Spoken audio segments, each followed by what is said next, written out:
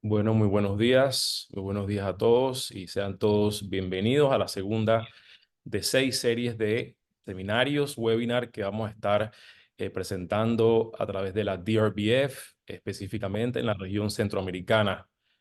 En esta oportunidad desde Panamá, vamos a dar unos muy breves minutitos para que la gente se vaya conectando y en breve vamos entonces a dar inicio. Bienvenidos sean todos.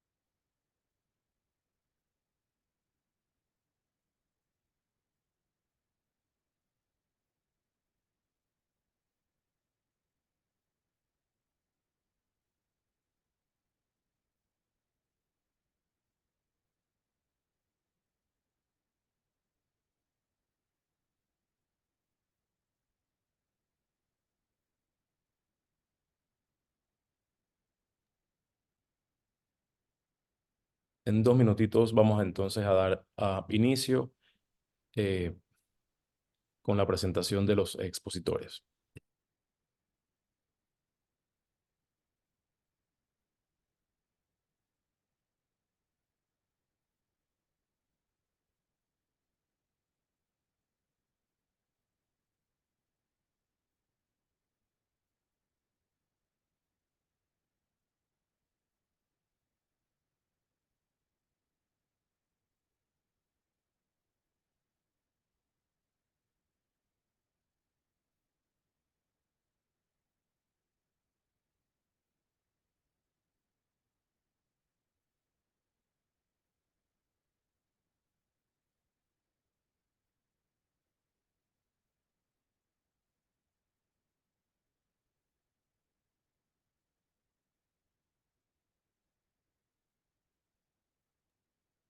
Bien, nuevamente bienvenidos a todos.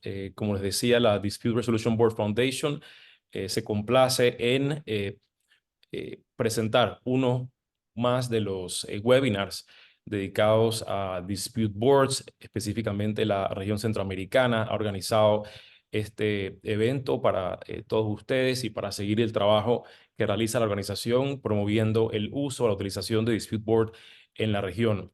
En este segundo webinar de la serie de 6 webinars, que pueden ser todos ubicados, a los cuales pueden registrarse ustedes a través de la página web. Eh, en este segundo vamos a hablar sobre los miembros del Dispute Board. Para ello contamos el día de hoy con distinguidos panelistas, entre los cuales procedo a presentar. La doctora Jennifer Alfaro Borges es Fellow del Chartered Institute of Arbitrators, CIARB, entrenadora, evaluadora de CIARB en diversos países, Brasil, Perú, Costa Rica. Es profesora de Derecho Comercial y Arbitraje Internacional en Uruguay y el extranjero, tanto en grados como en posgrado. Es presidenta de la Asociación de Escribanos del Uruguay, miembro del Comité Ejecutivo de la Unión Internacional de Abogados, representante en Uruguay de Dispute Resolution Board Foundation y autora de 9 libros y más de 90 artículos en revistas especializadas. Igualmente nos acompaña el doctor Gustavo Paredes, socio fundador de la firma de abogados NPG Abogados, especialista en Derecho a la Construcción, Contratación Pública y Resolución Alternativa de Disputas, profesor de la Escuela de Posgrado de la Universidad Peruana de Ciencias Aplicadas y Escuela de Gestión Pública de la Universidad del Pacífico en los programas de especialización de Derecho a la Construcción, presidente de la Sociedad Peruana de Derecho de la Construcción desde el 19 hasta el 21, fundador de la Asociación Latinoamericana de Derecho a la Construcción y miembro del DRBF, adjudicador y árbitro, con 25 años de experiencia en gestión de conflictos en el sector de ingeniería y construcción. Por último, y no menos importante, el doctor Augusto Barros de Figueiredo, abogado, doctor en Derecho, profesor en temas de prevención y resolución de conflictos y Derecho de la Construcción, director para la región 4 América Latina del DRBF, facilitador en los talleres de formación de DRBF, miembro de lista de árbitros, mediadores y miembros de Dispute Board de varias instituciones en Brasil y en el exterior, fellow del Chartered Institute of Arbitrators, FCARB. Como pueden ver ustedes, contamos hoy pues con distinguidos expositores quienes nos van a compartir primordialmente sobre el tema de los miembros del Dispute Board, como es usual y saben ustedes, los mecanismos de solución de conflicto y no únicamente limitado a los Dispute Board, sino también aquellos que practican arbitraje y saben también esto sobre temas de mediación o conciliación, la relevancia que tienen los participantes o los terceros participantes en estos procedimientos. Siempre se ha comentado, se ha dicho, por ejemplo, en el caso de los arbitrajes, que un arbitraje es lo que son los árbitros y el conocimiento, la experiencia y las destrezas que tienen estas personas designadas y en las cuales se confía la solución de las disputas es fundamental. Por ello, hemos considerado que es muy importante que se pueda conocer sobre esto. Antes de hacer la primera presentación, simplemente recordarles si ustedes van a tener algún tipo de pregunta, por favor, si pudiesen ustedes hacerlas en el cuadro sobre preguntas y respuestas, el Q&A box, en lugar del chat. Lo vamos a agradecer para el momento apropiado para poder leer las preguntas. Como primer punto, la doctora Jennifer Alfaro va a comentarnos acerca del deber de revelación que deben tener los miembros de un dispute board. Doctora Jennifer Alfaro, adelante.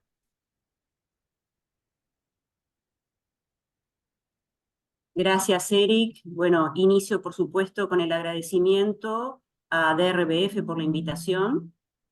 Por favor, Eric, confirmame que me escuchan correctamente y que se ve mi presentación. Perfecto. Pienso que sí, pero hemos vivido distintas instancias, así que mejor confirmarlo. Decía un agradecimiento a la institución que da marco a esta conferencia, pero también personalmente a Cristian y a Eric por moderarnos en esta instancia. Es un honor compartir panel con Gustavo y con Augusto.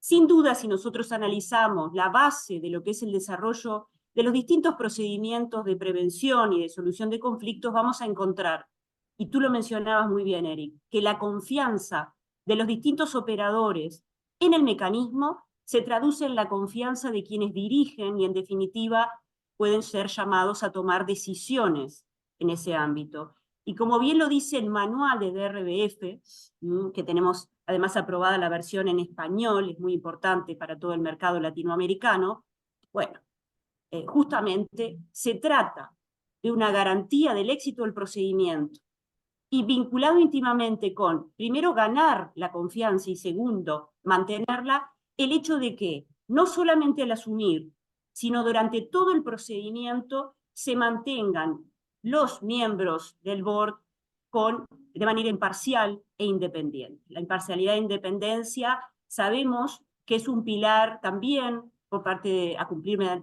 por los mediadores y sin duda por los árbitros, al punto de que tenemos importante soft law desarrollado en torno a cómo deben estos cumplir los severos estándares que encontramos en la materia. Me pareció importante además mencionar que este estándar debe cumplirse no solamente por el presidente del board, como aquel que es en general designado por parte de los miembros elegidos por las partes, sino que también ese que a veces denominamos miembro, o en arbitraje árbitro de parte, es también solamente unido a la parte que lo designa por ese acto inicial de impulso, pero que luego la designación, al momento de aceptar y cumplir sus funciones, debe mantenerse imparcial, es importante manejar con gran habilidad, tema que veremos después, lo que es el mantener la confianza, el contacto con las partes, no ser duro al poner freno a las comunicaciones por separado, lo que se llaman las comunicaciones ex parte, pero al mismo tiempo mantener esa regla no solamente de ser imparcial e independiente, sino también parecerlo. La percepción, la apariencia de imparcialidad, lo van a haber mencionado en otra diapositiva, la apariencia o percepción de que no hay un sesgo.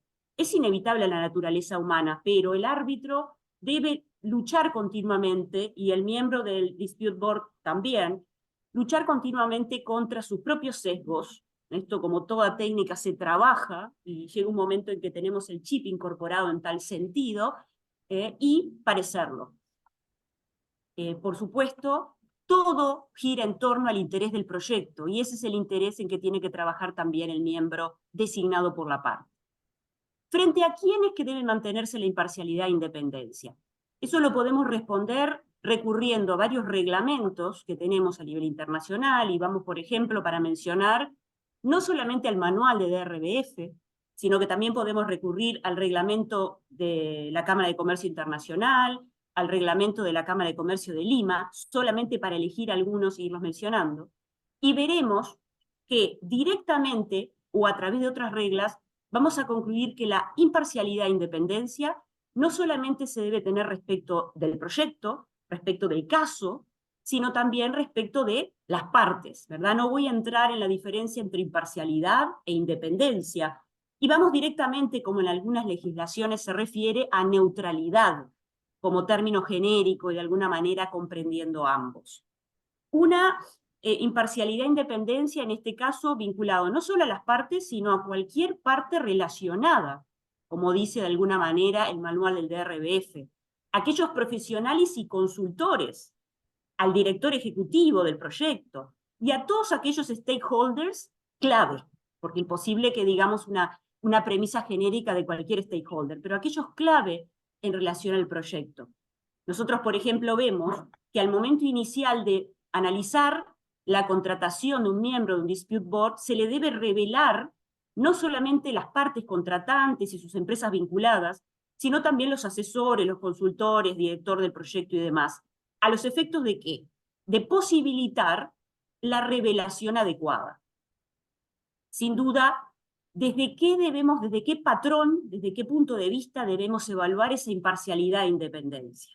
No desde el punto de vista meramente del miembro, sino que también desde la perspectiva de, diríamos en principio las partes, pero no las partes de una visión subjetiva de cada parte cómo lo ve, sino desde el punto de vista objetivo, entre comillas, un método de objetivación, si se quiere, de un observador imparcial e independiente. ¿Cómo vería esa situación un observador imparcial e independiente? ¿Advertiría una percepción o apariencia de sesgo o imparcialidad?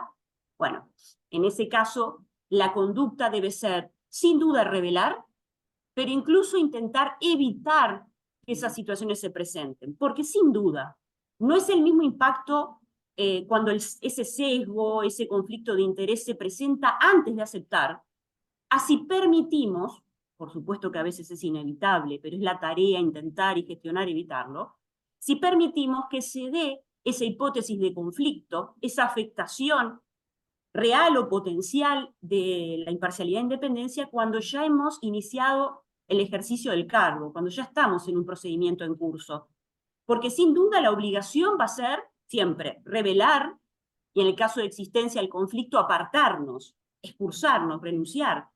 Pero la problemática, el impacto en ese proyecto ya no tiene marcha atrás. Ya ese board se va a ver afectado por el alejamiento de alguien que ha sido testigo directo y protagonista de la gestión ya realizada. Por lo tanto, no solamente revelar, no solamente renunciar a tiempo, sino intentar, dentro de las posibilidades, no incurrir en situaciones que generen conflicto o que generen la apariencia de conflicto. Muy difícil, y por eso está muy vinculado con el tema que se tratará luego de las habilidades, no solamente las habilidades vinculados al curso, sino también en relación al evitar los conflictos. ¿Cuándo se debe revelar? Porque la gran tarea es revelar oportunamente.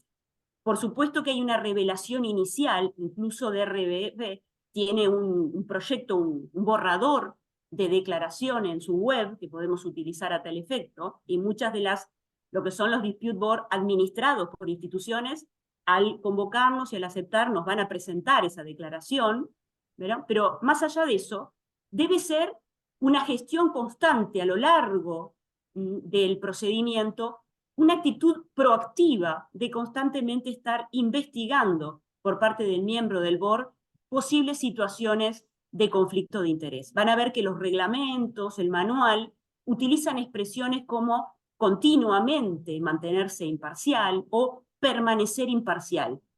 Hago referencia a algunos de los reglamentos, pero sin duda es una constante, tanto en dispute board como arbitraje, que no solamente debe cumplirse al momento de aceptar, sino que debe ser continuo y mantenerse a lo largo del tiempo. Y existe una duda, porque por supuesto que son situaciones que más allá de esa regla que pretende objetivar, tenemos dudas, nos pueden presentar dudas. ¿Esa situación merece revelación o no? Lo que de alguna manera el soft law, la doctrina en esta materia recomienda e incluso incorpora en los manuales, es el en la duda revelar. Siempre existen discusiones en torno al exceso de regulación, pero parece ser lo recomendable. No solamente para mantener de alguna manera protegido a ese dispute board y a ese procedimiento y en definitiva el proyecto y sus resultados, sino también para proteger el prestigio del instituto todo, ¿no? Del dispute board en sí mismo como herramienta. ¿Ante quién se debe revelar? Se debe revelar ante las partes, ante los demás miembros del dispute board y en el caso de ser administrado, también al centro. Bueno, existen ciertas reglas de cómo revelar, más allá de que todos nosotros, ya sea juristas o aquellos que han adquirido, viniendo de otras áreas, ingenieros, arquitectos, demás, han adquirido también conocimientos jurídicos, sabemos que la vía escrita es la que nos permite probarlo, pero algunos reglamentos lo dicen expresamente, así que hay que tenerlo en cuenta. ¿Qué vamos a revelar? Cualquier circunstancia que puede llegar a dar dudas sobre esa imparcialidad e independencia. ¿Desde qué punto de vista? De los ojos de las partes, con ese criterio que hablábamos antes de intento de objetivización. Si esto no resulta, ¿cuál va a ser la medida a adoptar que pueden tomar las partes? Bueno, simplemente una reflexión inicial, y cierro, Eric, la recusación. Por supuesto que la recusación, si estamos hablando de un arbitraje, de un board, en este caso un dispute board administrado, presentado ante el centro, hay plazos que varían según el reglamento completo a aplicar, y en algunos casos no solamente se garantiza, por supuesto que el derecho de defensa, a que el miembro del dispute board, de alguna manera acusado o a quien se atribuye la falta de imparcialidad o independencia, se defienda y acredite lo contrario, sino también a los otros miembros del board, ¿verdad?, para participar, porque sin duda la decisión adoptada repercute en el procedimiento mismo y en la suerte futura de lo que queremos proteger, que siempre es el éxito del proyecto. Muchas gracias, Eric. Muchas gracias, Jennifer. Muy interesante lo que planteas y a veces creo o siento que las partes minimizan un poquito la importancia de la existencia de conflictos de interés o aspectos de imparcialidad o independencia. Simplemente, y ocurre mucho, sobre todo en países como los nuestros, ¿no? Los países nuestros muchas veces muy pequeños. Panamá, un lugar con 4 millones de habitantes, por ejemplo, con una ciudad donde está concentrado 1 millón, donde seguramente en ese 1 millón de personas, de allí salen la mayoría de los que fungen como abogados litigantes en temas de arbitraje, o si no son abogados litigantes en temas de arbitraje, están involucrados un grupo mucho más pequeño en temas ahora tan novedosos como el dispute board en nuestra región. Y eso hace o provoca espacios en los cuales hay interrelaciones permanentes, ¿no?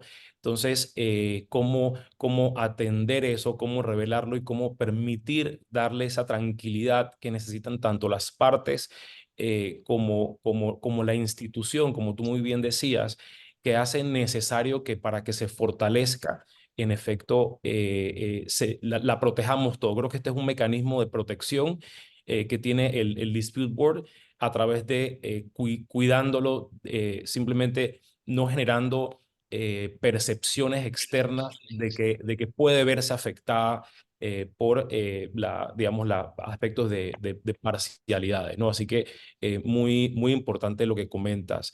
Ah, a continuación, quisiera preguntarle a el doctor Gustavo Paredes sobre un aspecto muy importante igualmente, que es la cantidad de miembros. Eh, Debe ser un número imparcial, se acostumbra a que sea imparcial, debe ser uno, debe ser tres. ¿Cuáles pudieran ser lo que llamáramos las reglas de oro al momento de elegir ese número de miembros, doctor Paredes? Gracias, Eric, querido amigo. Es un placer estar aquí compartiendo con ustedes algunas horas de esta mañana. A Jennifer, todo mi saludo y aprecio, igualmente a Augusto. Y el tema del número de los miembros de un dispute board pareciera ser que es algo sencillo, simple, sin embargo tiene detrás una connotación importante.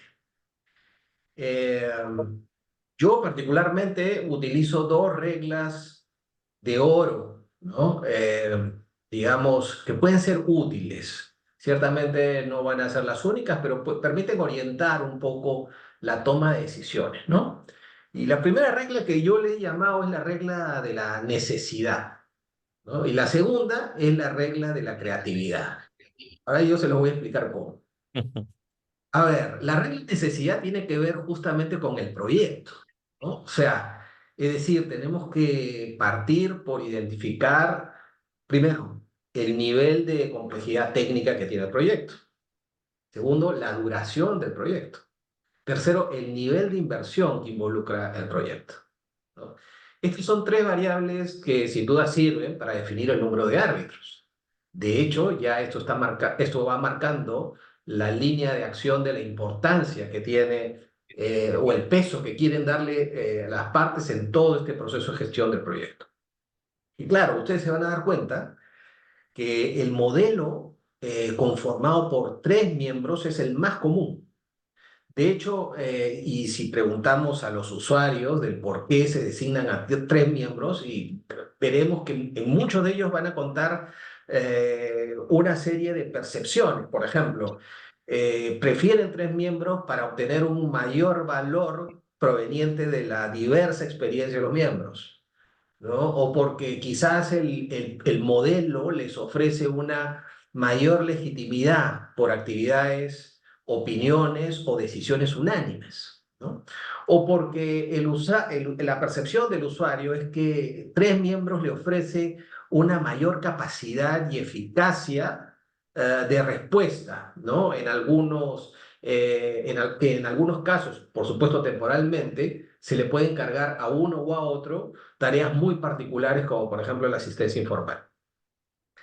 En cambio, en el modelo conformado por un miembro, ¿no? Que si bien es cierto, esto es un modelo que va en constante aumento en su elección, este es elegido básicamente para proyectos más pequeños, en los que probablemente el costo de tres no lo justifique, ¿no?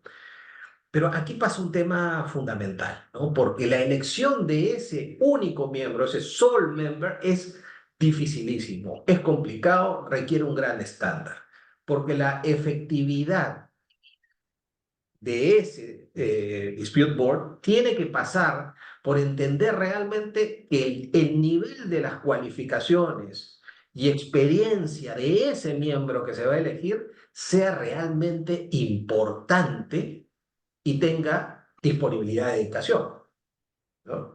Comprenderán que realizar una tarea concentrada en un solo miembro, sin duda va a ser hasta administrativamente mucho más pesada que hacerlo entre tres. Pero además de esto se le tiene que exigir un estándar muy importante de cualificaciones y lo que vamos a hablar seguramente más adelante de habilidades blandas que permitan que ese sole member pueda llevar a cabo con éxito la gestión del dispute board. Ahora, estos modelos no son los únicos, porque existen otros muy particulares y que justamente tienen que ver con la segunda regla relacionada con la creatividad. Y veamos, esta regla de la creatividad tiene que ver con el grado de flexibilidad que las partes están dispuestas a aceptar respecto a la actuación de un dispute board. ¿Cómo es esto? A ver, a nivel internacional existen experiencias interesantes de la conformación de dispute board con números mayores a 3, ¿no? Y se me viene a la mente dos casos internacionales importantes, de proyectos importantes. Uno de ellos la conocen muy bien porque está citada en muchos trabajos de investigación, que es el caso del Tunnel Channel. En el caso del Tunnel Channel, el Dispute Board estuvo conformado por 5 miembros de especialidades distintas y además por la complejidad del proyecto, formaban parte de este Dispute Board no solamente ingenieros especialistas en tunelería, ¿no? En temas electromecánicos, pero también financistas, porque el proyecto, al ser transfronterizo, por supuesto, implicaba una gran inversión.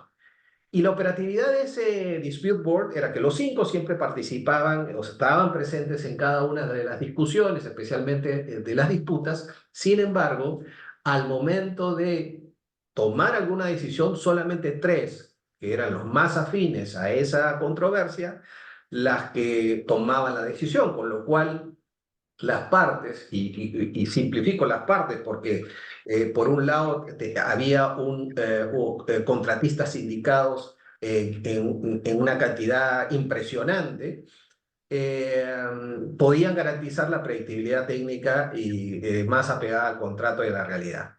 Y el segundo caso es el gran proyecto, el megaproyecto de la construcción del aeropuerto de Hong Kong. Aquí el Dispute Board estuvo conformado por 6 miembros más un coordinador.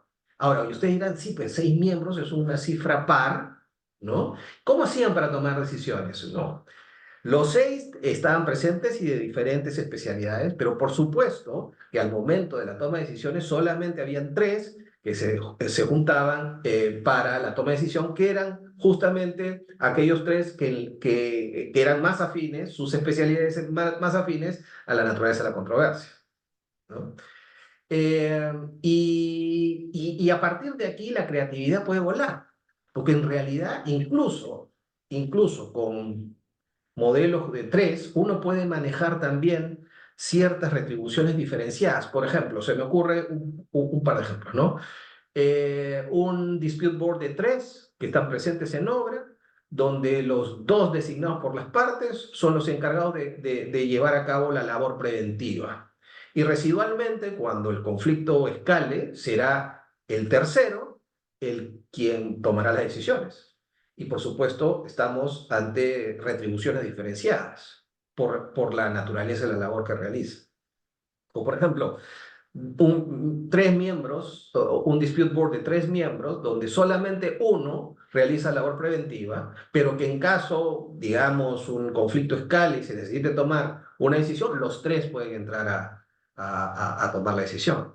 Entonces, fíjese cómo, aún contando con un dispute board de 3 miembros, ¿no? La creatividad de las partes puede ser tal que les permita justamente acomodar el dispute board en atención a las variables del proyecto a los cuales ya estuvimos discutiendo. Estas son reglas, por supuesto, particulares, son propias, que yo las comparto porque entiendo que pueden tener alguna utilidad al momento de decidir la conformación y números de un dispute board, ¿no? Gracias, Eric. Muchas gracias, Gustavo. Y eso fíjate que eh, me recuerda un poco, bueno, recientemente en Panamá a través de la ley 93 del 2019 se creó las asociaciones público-privadas, se instauró en Panamá las asociaciones público-privadas y se crea una figura algo novedosa que se le llama en esa ley el panel técnico. justamente en este momento se está implementando el primer panel técnico, que es una figura que aunque no es exactamente igual y no está regulada, además como Dispute Board, en la práctica seguramente se va a desempeñar de igual modo porque estas personas van a estar en la obra o en las obras. Y para el primer proyecto de APP que recién fue adjudicado, se está dando la conformación de este panel técnico de forma que, y este panel técnico, de acuerdo con la ley, está formada por 5 personas, ¿no? Ujú. Es un número inclusive superior, pero lo que tú mencionas, Gustavo, me parece muy interesante porque es que en base a la creatividad, estos 5 miembros, seguramente con la aquiescencia de las partes, van a poder establecer algún mecanismo entre ellos en los cuales no todos deben estar permanentemente asistiendo a la obra o en la preparación directa de las resoluciones que se emitan, etcétera, sino que pueden establecerse unos mecanismos en los cuales ellos van trabajando de manera articulada. También esto implicaría seguramente un ahorro de tiempo y esfuerzos. Así que creo que es muy valiosa esa posición que planteas. Y este tema igualmente que tú mencionas, perdón, sí, Gustavo, ¿querías hacer una observación? Y ahí justamente lo relevante es que este panel técnico tiene que ser muy dúctil. Y digo por qué. Porque en los proyectos de APP de larga duración hay etapas totalmente diferenciadas con riesgos diferenciados. Ciertamente la etapa de la construcción será la etapa más crítica, donde el involucramiento del panel técnico será mucho mayor que la etapa de operación y mantenimiento, donde probablemente el perfil sea diferente también. Correcto, correcto. De acuerdo, ¿no? Interesante. En línea con este tema que plantea o que ha desarrollado Gustavo, quisiéramos también traer otro aspecto que es muy importante en relación con los miembros del Dispute Board y es su disponibilidad, ¿no? Porque parte relevante de poder resolver una disputa es que aquellos que están encargados o a cargo de este trabajo dentro de un proyecto tengan la disponibilidad para hacerlo. Augusto Barros, ¿nos pudieras decir qué opinas tú, qué entendimiento debe tenerse en relación con la disponibilidad de los miembros del Dispute Board, por favor? Muy bien, muy bien. Buenos días, Eric. Un saludo a mis queridos compañeros de panel. Un saludo a Chris, que no está aquí por la idealización del evento, y la DRBF por tenernos aquí reunidos, ¿no? para esta charla.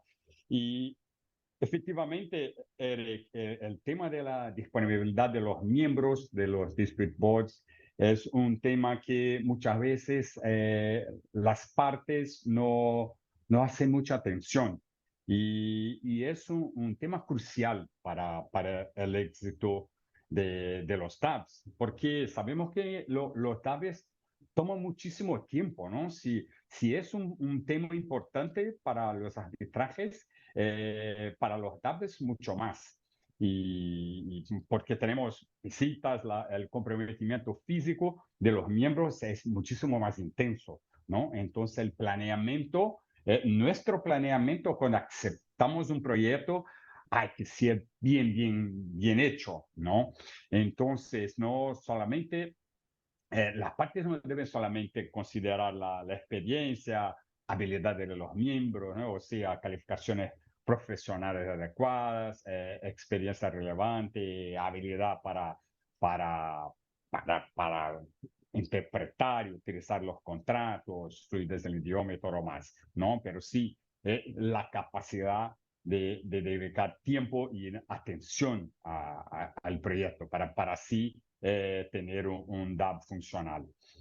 En este punto, el reglamento de la CCI y en el artículo 7, cuando menciona la designación de los miembros del DAB, en el ítem 8, menciona que al nombrar un miembro del DAB, del Dispute Board, ¿no? Efectivamente el DAB la menciona el reglamento, ¿no? Se dice que el centro va a examinar las características de los candidatos y ahí sin habilidades, ¿no? Incluyendo nacionalidad, local de residencia y otros temas, y también habla específicamente de su disponibilidad, ¿no? Entonces, una preocupación institucional de la CCI. Y también la DRBF en su manual, ¿no? Menciona que se debe hacer atención a tres puntos fundamentales. El primero es que las partes deben evaluar los compromisos anteriores y actuales del potencial candidato a miembro, ¿no? Antes de seleccionar a un miembro, investigar sus compromisos laborales, actuales y anteriores, ¿no? Incluye su participación en otros DAB de manera simultánea, arbitrajes que puedan tener, servicios de consultoría y todo más. ¿Sí? Y ahí podemos también, no es tema para esta, exactamente, precisamente para esta charla, pero el tema de considerar una entrevista, ¿no? Para los potenciales miembros del DAB es un tema un poco controvertido.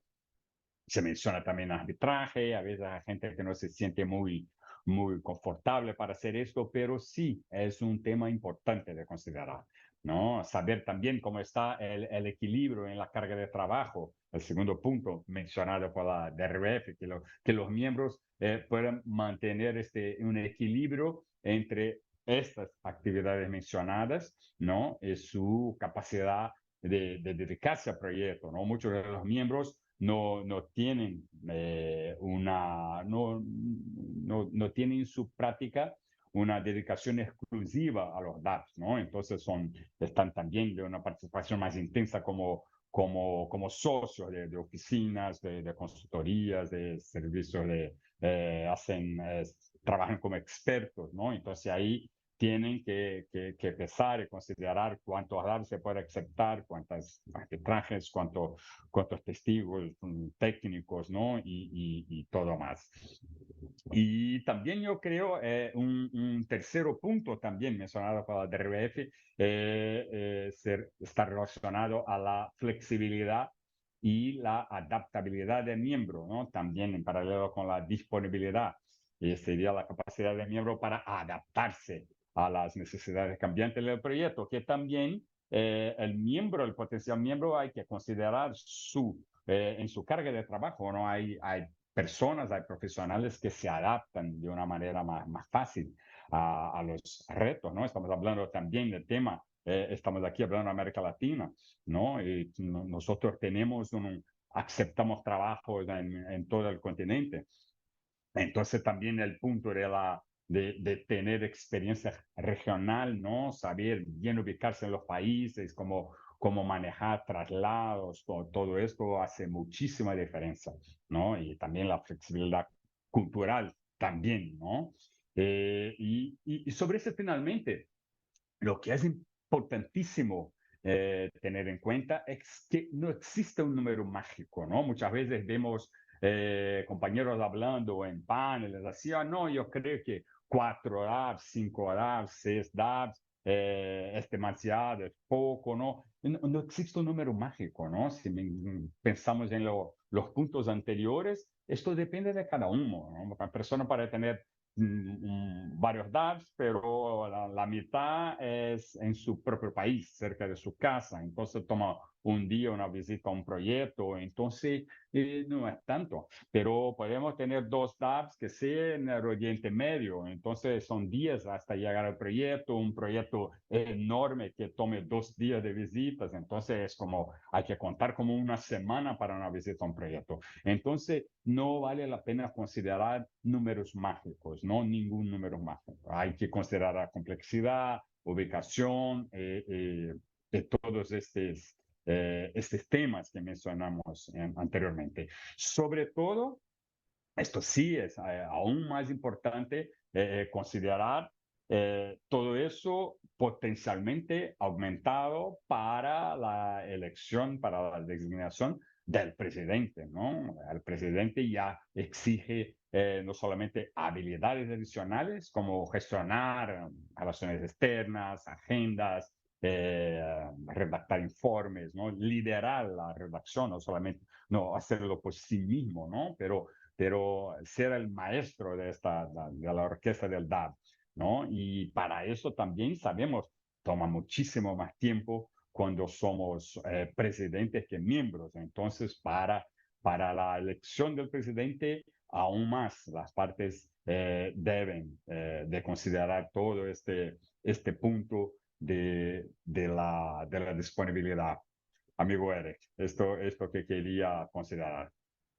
Gracias, Augusto. Y sin duda alguna ese tema tiene tanta relevancia en los dispute board como igualmente ocurre en otras disciplinas como el arbitraje. Y en efecto pasa muchas veces que encuentras árbitros en arbitraje que igualmente adquieren compromisos en múltiples disputas, en múltiples arbitrajes. Y, por ejemplo, no contemplan la posibilidad de que en alguno de esos existan temas como medidas cautelares o temas que puedan surgir sin que ellos puedan preverlo, ¿no? Entonces creo que también hay que dar un espacio para imprevistos cuando se hace ese cálculo.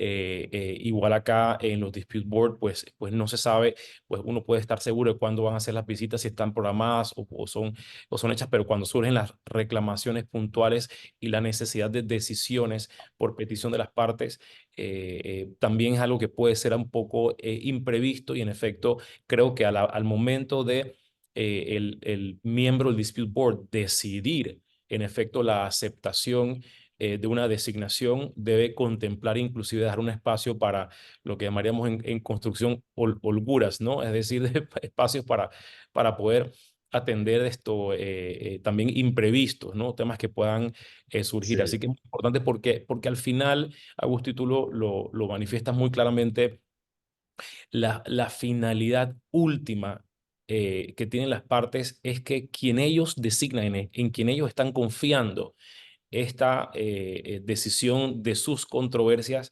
no solamente lo hagan, sino que además lo hagan con prontitud. Porque si la finalidad de la institución del Dispute Board es que la obra se mantenga en ejecución, hay problemas que las partes realmente o no pueden esperar o quizá no están dispuestas a esperar. Y una decisión tomada de manera demorada pudiese afectar esa decisión de las partes de continuar o no continuar con la obra mientras que se decide esa controversia en paralelo. De forma que ese tema de la disponibilidad que al final redunda o incide realmente es en la efectividad o rapidez con que se pueda reaccionar por parte de los miembros del Dispute Board, en efecto, no puede ser subestimado. Eh, un siguiente punto que quisiéramos revisar o atender en relación con los miembros del Dispute Board es las habilidades blandas y siempre se comenta mucho de estas características que deben tener los miembros del Dispute Board. Le pediría al doctor Gustavo Paredes que nos dijera cuánto se ha revalorado las habilidades blandas que deben acreditar los miembros de un Dispute Board. gracias. Fíjate que se ha revalorado muchísimo, ¿ya? Muchísimo desde que la tendencia internacional marcó la pauta o la presencia del dispute avoidance. Yo diría desde antes, pero es cierto que ahora estamos con mucha mayor conciencia del aporte fundamental de las habilidades blandas eh, dentro de las actividades del dispute board. Y yo diría desde el año 2017, ¿ah? Cuando FIDIC ya modifica, yo digo cambia estratégicamente el Dispute Adjudication Board por el Dispute Avoidance Adjudication Board, y y se publica pues la versión NEC 4 con el Dispute Avoidance, ¿no? Entonces, esta es una tendencia en actual ascenso. Y esto tiene una razón, y la verdad es que tenemos que ser claros en esto, que las habilidades blandas en realidad son la clave de la prevención. Hoy la industria de la construcción se ha puesto una meta altísima en una industria altamente, digamos, confrontacional, ¿no? Buscar la prevención de los conflictos. Y esto que pareciera ser una utopía ya ha comenzado a, digamos, a dar ciertos resultados. Entonces la industria ha comenzado a virar hacia promover un ambiente de colaboración, cooperación, ¿no? Orientado justamente a la prevención. Y para la prevención se necesitan habilidades blandas, porque un miembro de un dispute board sin habilidades interpersonales y yo diría hasta socioemocionales, no interactúa pues adecuadamente para el propósito preventivo, ¿no? Es más, tanta importancia existe en el tema de las habilidades blandas que en el manual de la DRBF le dedica un apartado importante a los atributos de gestión y comunicación de los miembros. Si ustedes revisan, verán que el manual resalta como una cualidad relevante las habilidades sociales para la comunicación, para la negociación efectiva, habilidades para la conducción eficaz de reuniones, ¿no? Entonces, las habilidades blandas le dan consistencia, diría yo, al liderazgo. Yo al inicio pensaba que los miembros de un dispute board pueden ejercer y sin duda un liderazgo situacional en determinadas circunstancias en función de sus propias habilidades. Pero esto en el camino se ha ido transformando y de hecho lo que ya estamos hablando es de un liderazgo transformacional, porque los miembros de un dispute board efectivamente, además de ganarse por supuesto la confianza y el respeto, que es fundamental para poder generar influencia, tienen que ser directores de trabajo en equipo, tienen que saber delegar, tienen que tomar decisiones en el momento oportuno, ¿no? Tienen que trabajar orientados hacia los resultados, tienen que saber tratar personas en crisis, ¿no? Siempre digo, cuando un proyecto está en crisis, todos los involucrados se ponen nerviosos, ¿no? Entonces hay que saber tratar personas difíciles. Entonces, estas habilidades, claro, no se enseñan en la universidad como parte de la formación profesional, o sea, de hecho, digamos, estos expertos tienen habilidades duras, porque no dudamos de su capacidad profesional, ¿no? Pero si queremos hacer un test de habilidades blandas, probablemente no tengan esa misma cualificación. Porque, claro, las habilidades blandas se cultivan, ¿no? Se entrenan en talleres, ¿no? Y se ponen en práctica en tu diario vivir, ¿no? Desde saber comunicarte asertivamente, desarrollar escucha activa, saber negociar, incluso en tu entorno laboral, familiar, te lleva a extrapolar determinadas habilidades que las vas a entrenar. Entonces, hoy ya los usuarios, ¿no? Los usuarios comienzan a exigir que los miembros acrediten o muestren, o clara muestra de entrenamiento, ¿no? Y el resultado de su capacidad negociadora en sus proyectos. O sea, los usuarios queremos saber cuál es la capacidad preventiva que tiene un miembro de un dispute board para ser elegible. Entonces, esta información es poderosísima para el mercado. Imagínate que los centros, bueno, en el Perú creo que es el único país donde existen centros que administran la gestión de los dispute board, propongan o, digamos, publiquen información sobre la acreditación que puedan tener los miembros. Y además sus estadísticas con relación a los resultados de su gestión en la prevención de conflictos. Entonces, esta información es interesantísima para el usuario, el que quiere elegir si realmente le conviene un dispute board para su proyecto y a quiénes, ¿no? Entonces, esta información sirve para que el mercado se encargue de la selección natural de quienes trabajan con ese propósito de aquellos que la verdad poco les interesa. Eso es, querido amigo.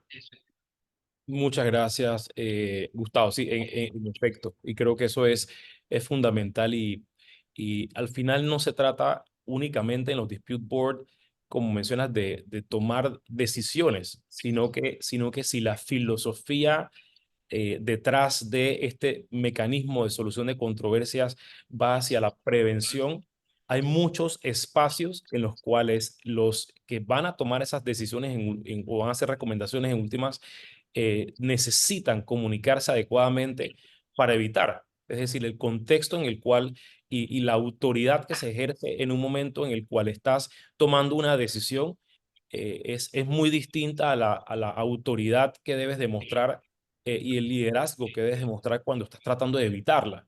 Son en efecto mecanismos distintos y por lo tanto, como bien mencionas, Gustavo, o se tienen o se desarrollan, pero son necesarios que sean aportados por los miembros del Dispute Board para que realmente cumpla con su misión. No es suficiente que seas un gran conocedor de los temas de construcción, no es suficiente con que sepas redactar una decisión. Creo que también es importante que sepas trabajar en equipo y comunicarte adecuadamente, porque creo que eso cumple en mayor medida la misión real que tiene el Dispute Board, que es la de prevención de las disputas, de forma que la obra pueda seguir andando sin dichas disputas. Así que este tema creo que es muy importante. Y un tema final, y le vamos a pedir a Augusto que por favor nos comente un poco sobre las decisiones, finalmente las decisiones que deben tomar los miembros del Dispute Board. ¿Qué pudieses decirnos cuál es la importancia o características principales desde la práctica que requiere tener este tipo de actuaciones de los miembros del Dispute Board? Augusto, por favor. Claro, Ed. Muchas gracias.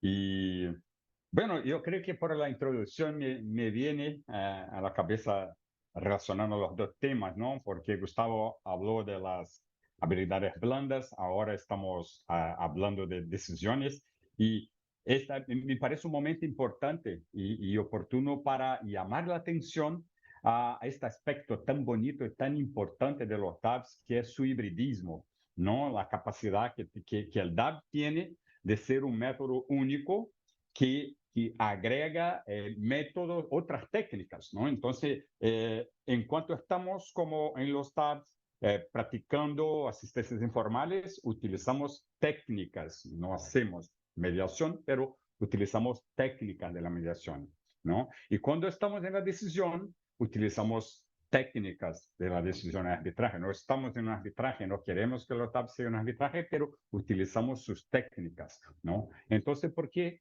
estoy diciendo esto? Porque es muchísimo importante que se elijan, que las partes puedan elegir miembros que tengan todas estas habilidades, que tengan conocimientos amplios en soluciones de controversias y tengan todas estas habilidades, ¿no? Y dicho esto, siempre tenemos que considerar que la buena decisión del DAB es la que pone fin a la disputa y permite que el proyecto siga adelante, ¿no? No hay espacio para exageraciones retóricas y ejercicios académicos o excesos, ¿no? Lo que no quiere decir que la decisión sea simplona, ¿no? Sea básica, no, pero hay que estar en la medida, ¿no? Hablábamos hace tiempo, nos referíamos al concepto de rough justice, ¿no? En las decisiones, pero esto de cierta manera, este rough, ¿no? Está la justicia posible, la justicia en el momento,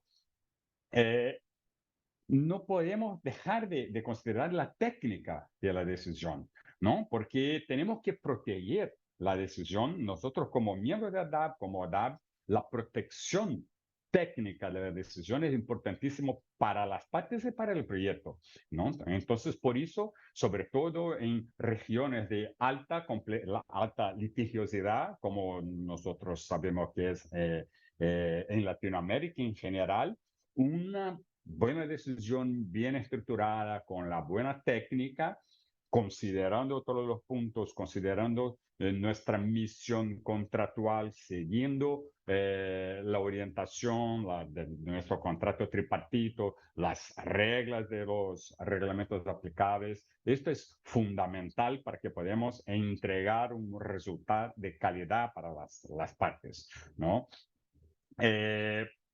La DRBF también estamos mencionando seguida desde el manual porque es mismo una obra de referencia para todos nosotros y también para las partes, ¿no? Debemos también acordar esto, que no es solamente un libro para guiar a los miembros de los DAP, pero sí a todo, para el mercado, para que el mercado pueda comprender la actuación del DAP y cómo se pasa la buena utilización, el buen accionamiento de los miembros, ¿no? Y en el manual se menciona que las decisiones deben de ser concisas, bien razonadas, basadas en los hechos y documentos presentados por las partes, así como las disposiciones contractuales aplicables, legislación vigente. Y también es fundamental que las decisiones no incluyan nociones personales de justicia, ¿no? La impresión que tenemos de la situación en el caso, o conceptos de equidad, sino que se limiten a los términos de los contratos, las pruebas presentadas, ¿no? También cuando vamos al reglamento, mencionando aquí el reglamento de la CCI, se menciona que el contenido de una conclusión, hay una lista, ¿no? de ítems que se debe considerar, que sin limitaciones, pero sin forzosamente también en la secuencia, pero considerar siempre el contenido, también repitiendo un poco la orientación de la DRF, pero el resumen de la desavenencia, resumen de las disposiciones contractuales, la cronología de los hechos relevantes, un resumen del procedimiento, una lista de los escritos y documentos proporcionados por las partes, ¿no? Si acordamos de la estructura de decisiones, tanto también judiciales o arbitraje, podemos decir, de procedimientos jurisdiccionales, la estructura básica, ¿no? Un relatorio con todos esos puntos, la fundamentación, evaluación de pruebas, nuestro razonamiento como decisores y la conclusión, el comando claro de la solución que estamos dando para la disputa, ¿no? Y acordando que esta decisión, nuestra decisión, debe hablar por sí misma, ¿no? Cualquier uno que pueda leer esta decisión debe de comprender el caso por completo, debe comprender quién somos nosotros, por qué estamos ahí, qué pasó durante el procedimiento, cuál ha sido el fundamento, la decisión. Entonces, exactamente por eso también que no debemos, los miembros no deben de ser testigos o ser como expertos de otra cosa en una eventual cuestionamiento, una eventual etapa jurisdiccional de esta decisión, porque todo lo que tenemos que hablar sobre la decisión sobre la disputa, debe de estar en nuestra decisión.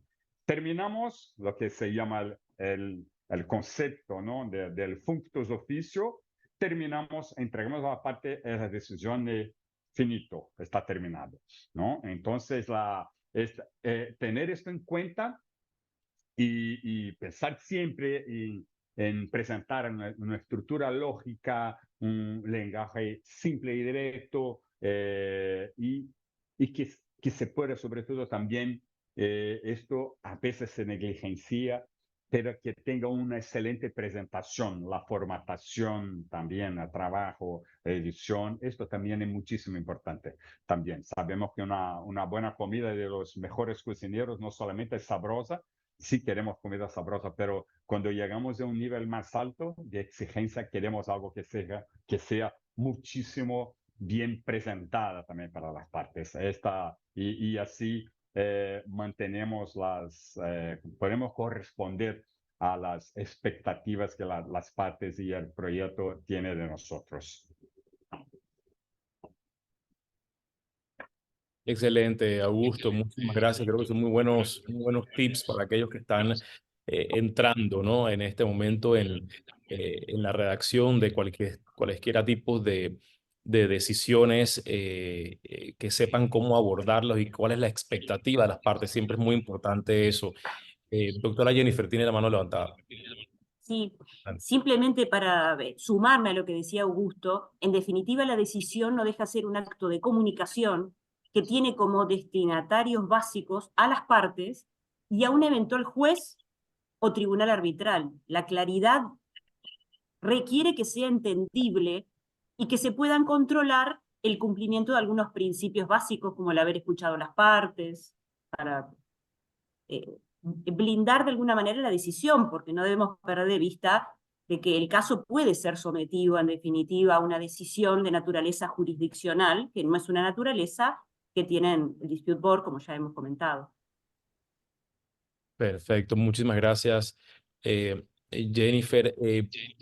Habiendo culminado y para temas de tiempo, nada más tenemos una pregunta que queremos presentarle a todos los panelistas y con eso daríamos por culminado el evento del día de hoy. Y la pregunta es de Homero Salazar y dice, ¿es adecuado para una pronta solución de las controversias que se apruebe una medida cautelar por los miembros del Dispute Board solicitado por las partes teniendo en consideración los medios probatorios presentados? Se aleja un poquito del tema de hoy, un tema interesante y muy complejo que son medidas cautelares dentro del Dispute Board y quizá pudiéramos partir, el Dispute Board tiene o no derecho o facultades para emitir Dispute Board por un lado y luego si es solicitado por las partes, si es adecuado para la pronta solución de las controversias, ¿no? Esta aprobación. Sí, Gustavo, primero adelante. ¿Cuánto tiempo tengo para hablar de tremendo tema?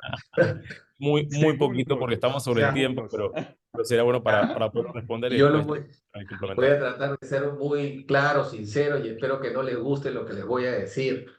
Y es que el primer error en el cual se parte y partimos los abogados es tratar de comparar las medidas cautelares que se toman en sede jurisdiccional, arbitral o judicial con las medidas temporales, transitorias, preventivas que se toman en el contexto de un dispute board. En el dispute board no hablamos de jurisdicción, estamos hablando ni siquiera de tutela jurisdiccional, estamos hablando de tutela contractual, porque lo que queremos es, y además esto tiene un propósito diferente que las medidas cautelares. ¿Y por qué? Porque las medidas temporales, transitorias, y hay que llamarlas de esa manera, aun cuando el reglamento del ICC las llama medidas cautelares, que creo que es un error, el objetivo es reconducir la colaboración de las partes. Las partes nacen con un contrato con intereses alineados, pero que se desalinea rápidamente al día siguiente. Y el encargado de abrir los ojos y reconducir la colaboración para que las partes persigan el propósito de terminar el proyecto en plazo, obra y calidad es el Dispute Board. Y el Dispute Board puede tomar medidas transitorias, provisionales, temporales o como se llame para reconducir la colaboración. Cosa diferente sucede en el ámbito jurisdiccional donde un árbitro, un juez no conoce el proyecto, no le interesa el proyecto, no le interesan las partes. Digamos, toma conocimiento de lo que está pasando sobre la base de lo que les cuentan las partes. En cambio, un dispute board conoce el proyecto. Por tanto, esos famosos requisitos de peligro en la demora, irreparabilidad del daño, adecuación, eso es para el ámbito jurisdiccional, pero para el ámbito de ejecución dispute board, ¿no? A mí particularmente, y estoy seguro que no les va a gustar porque de eso se trata, ¿no? Básicamente lo que se trata es cuidar, únicamente hay que cuidar de no alterar el remedio contractual. Es decir, el dispute board no puede cambiar el contrato. Lo que el dispute board puede hacer es que la ejecución del derecho que emana del contrato se ejerza legítimamente, ¿no? Ahí lo dejo porque la verdad es que si sigo ya tenemos que tocar el tema con mayor profundidad y la verdad es que me van a odiar. No, muchas gracias. Sí. Y doctora Jennifer, ¿quería mencionar algo? Está en mute. Me sumo a lo que dijo Gustavo y simplemente hago mención al difícil cruzamiento entre medidas de naturaleza cautelar, sea por árbitro de emergencia, sea por tribunal arbitral en el curso. O sea, es realmente un tema sumamente complejo, pero coincido con lo que dijo Gustavo y abreviando porque no tenemos tiempo, me sumo a eso. Muchas gracias. Bueno, aprovecho para darle entonces nuevamente las gracias al DRBF, a todos los asistentes. Antes de irse, por favor, tomen nota que Ali Hammond de la organización ha puesto en el chat el link para que ustedes puedan acceder a las próximas. Faltan 4 sesiones de este tipo, una cada mes, y van a estar, esperamos, igual de interesantes que la que han compartido estos expertos el día de hoy con todos nosotros. De forma que le doy las gracias nuevamente a la organización y por supuesto a los panelistas. Muchísimas gracias por su participación, al igual que a todos los asistentes. Y de esta manera damos por terminada la sesión y el webinar del día de hoy de la DRBF. Gracias a todos, que estén muy bien. Muchas gracias, un gran abrazo a todos Hassan, ustedes. abrazos. Chao, chao. Gracias. Hasta luego.